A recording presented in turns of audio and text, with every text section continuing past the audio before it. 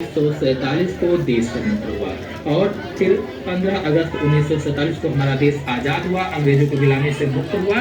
पंडित जवाहरलाल नेहरू स्वतंत्र देश के प्रथम प्रधानमंत्री बने। जब हमारा देश अंग्रेजों से मुक्त हुआ उसकी गुलामी से, तो पहले प्रधानमंत्री भारत के बने पंडित जवाहरलाल नेहरू। स्वतंत्रता प्राप्त के समय देश की आर्थिक जरूरत थी। महंगाई पैसे के क्षेत्र में देश बिल्कुल खराब हो चुका था, नहीं था। अतः अपनी दूरदर्शिता और कर्मठता से पंडित नेहरू ने कृषि और उद्योगों के विकास के लिए तो पंचवर्षीय योजनाओं की आधारशिला रखी ताकि आर्थिक स्थिति मजबूत हो सके भारत की। इसलिए उन्होंने दूरदर्शिता और कर्मठता से कृषि और उद्योगों के विकास के लिए पंचवर्षीय योजनाएं शुरू की।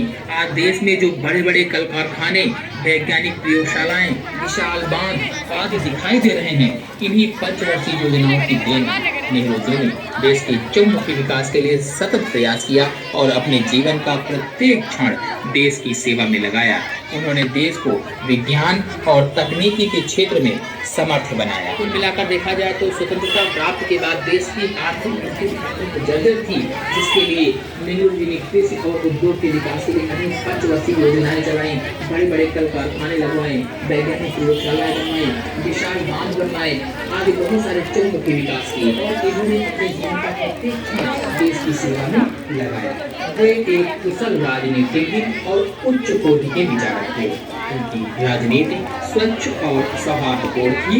उन्होंने कारावास में रहकर अनेक पुस्तकों की रचना भी की। एक जब वो जेल में रहे तो उन्होंने बहुत सी पुस्तकों की रचना भी की, जैसे मेरी कहानी, विश्व इतिहास की झलक, भारत की खोज, उनकी प्रसिद्ध पुस्तकें हैं।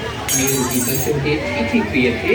आज भी जो बच्चों के बीच चाचा नेहरू के नाम से लोग हैं, उनका जन्मदिन 14 नवंबर को पूरे देश में बाल दिवस के रूप में मनाया जाता है।